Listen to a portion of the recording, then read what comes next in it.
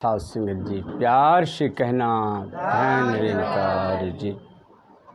साध संगत जी, बड़ी शुक्र है इस सदगुरु माँ की जो हमें इस रूप में काफ़ी दिन के बाद आपके इस टहरिया में आप संतों के चरणों में दास को ये शुभ अवसर आशीर्वाद लेने का जो ये शुभ अवसर प्राप्त हुआ है, साथ में इसके लिए दास आभारी हैं। एक बार हम लोग माता जी का जयकारा करें। बोल सदगुरु माता सुदीक्षा सविंदर हर देव जी महाराज की जय।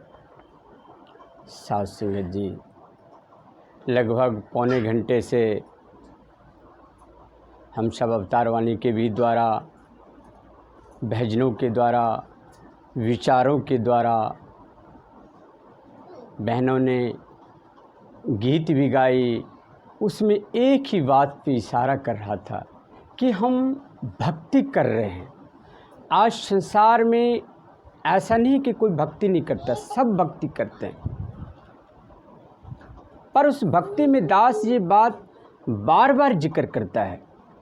आखिर संसार में इतने लोग हैं, सब जब भक्ति करते तो हम भी तो भक्ति करते हैं, पर उसमें एक ही बात का फ़र्क होता है कि हम परमात्मा को हाजिर नाजिर, हम परमात्मा को देखकर भक्ति करते हैं और संसार वाले बिना देखे हुए भक्ति करते हैं। तू कहे कागज़ की लेखी, मैं कहूँ आँखन की देखी। तो ये हम देख करके भक्ति करते, इतनी सी फ़र्क है। पर और भी तब क्या फ़र्क है कि हमें जो सदगुरु द्वारा जो हमें बताया जाता है उस पर हम अमल भी करते हैं। सिर्फ हम सुनते नहीं हैं, अमल भी करते हैं। ये अभी कह भी रहे थे महात्मा जी कुलदीप जी कि ये बड़े भाग्य से इतने संसार में लोग हैं वो संगत में नहीं आ रहे, सत्संग में आते हैं। ये जो हम आ रहे हैं ये सत्य के संग करने के लिए आए हैं। बात सही है, इतनी कथाएं होती संसार में, इतने सब कुछ होते, पर एक सत्संग का जो मार्ग है उसे सत्संग कहा गया कि सत्य के हम संग करने आते हैं। जब भी आप घर से निकलते तो क्या कहते हैं कि सत्संग करें, मैंने सत्य के संग करने जा रहे हैं, हम सत्य के संग में होने जा रहे हैं। क्योंकि सत्संग ही एक ऐसी चीज़ है जो हर भवसागर को पार कर सकता है, इस नैया को पार कर सकता है। इसीलिए जिसके जीवन में ये सत्संग आ गया, समझिए उसके वारे न्यारे हैं। और वो सत्संग की तब है, उस सत्संग की महत्ता तब है जब हम सदगुरु के चरणों से में जुड़ कर इनका जब ज्ञान ले लेते, इनका दीदार हो जाता है। जब हमने ज्ञान लिए तो हमें इस ब्रह्म का ज्ञान मिला और उस ज्ञान को संभाल की ज़रूरत है।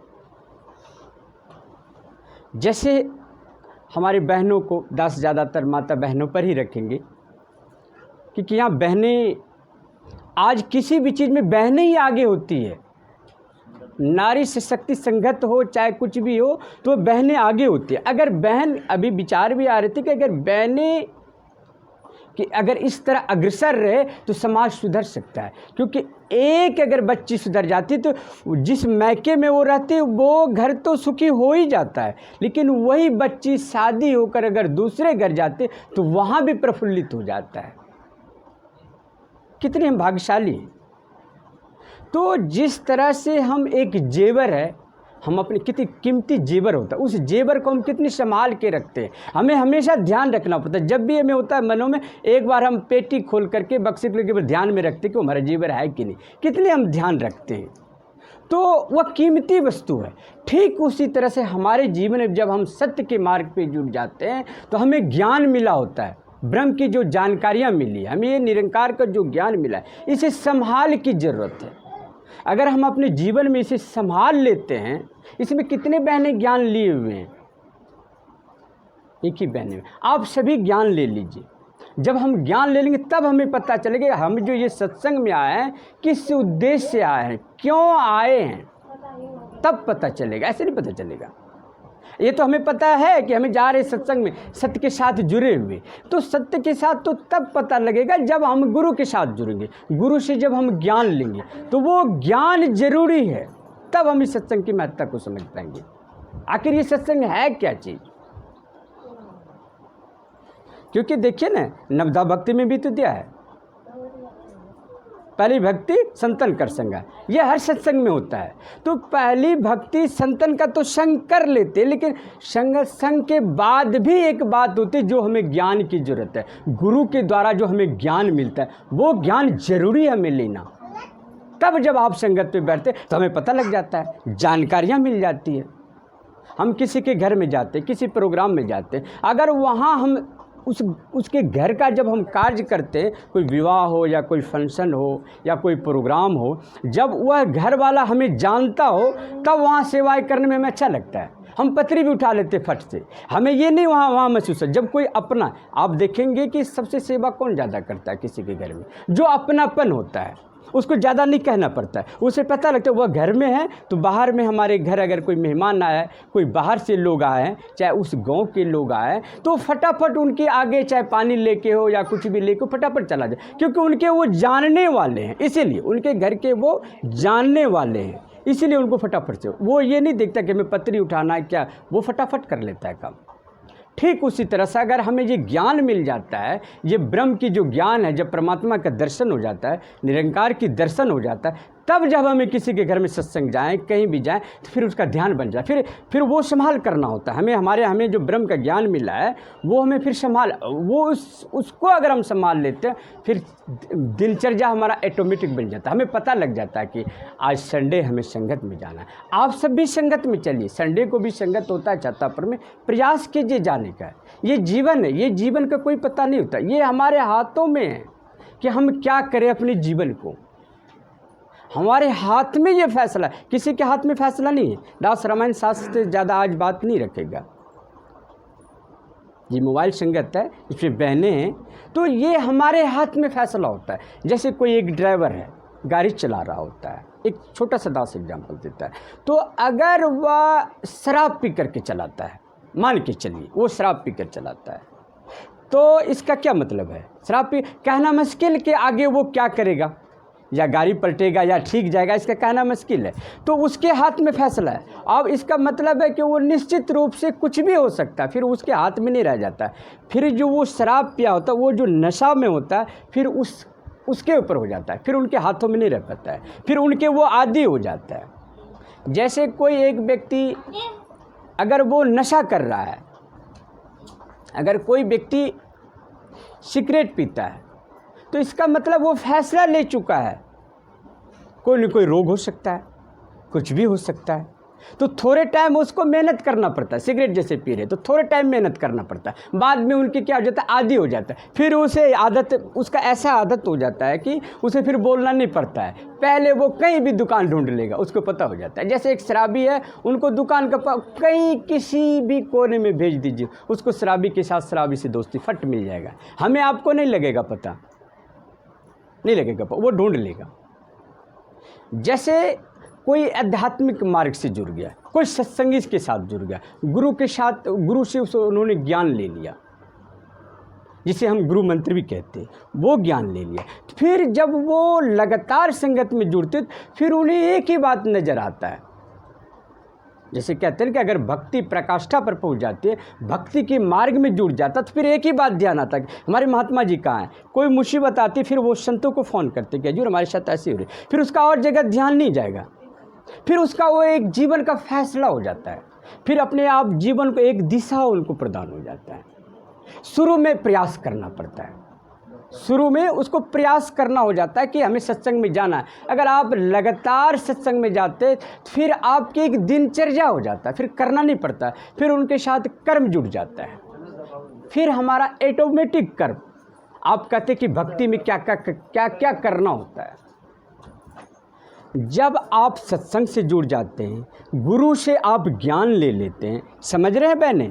जब हम गुरु से ज्ञान ले लेते हैं, तो उसके बाद जब हम सत्संग से जुड़ते हैं, सत्संग जुड़ने के बाद जो भी कर्म करते हैं, ज्ञान लेने के बाद हम जो भी, चाहे वो हम खाना बनाते हैं, या हम खेतों में काम करते हैं, या हम बच्चों को पढ़ाते हैं, फिर जो भी 5 प्रण भी हैं, तो उस प्रणों के अंदर जब हम चलते तो वो सारी कार्य भक्ति माना जाता है। काम हम वही करते हैं। ऐसा नहीं कि सत्संग करने के बाद हमारा घर का काम छूट गया, या हम पटवा काटना छोड़ दिए, या खेती का काम, ऐसा नहीं है। सत्संग करने के बाद हमारा कार्य और दायित्व बढ़ जाता है। हम एक सत्य के मार्ग पे चल, काम वही होता है। फर्क इतना होता है कि हम गुरु के कहने के अनुसार चलते, काम हम वही करते हैं। ऐसा नहीं कि हम दूसरा कार्य करते, कार्य वही, उसमें एक प्लस हो जाता है, उसमें हम एक और अलग से जुड़ जाते, एक हमारा दिनचर्या बन जाता है। जैसे संडे को हम सत्संग में जाते हैं, बुधवार को यहाँ सत्संग है, 1 घंटा निकालना होता है।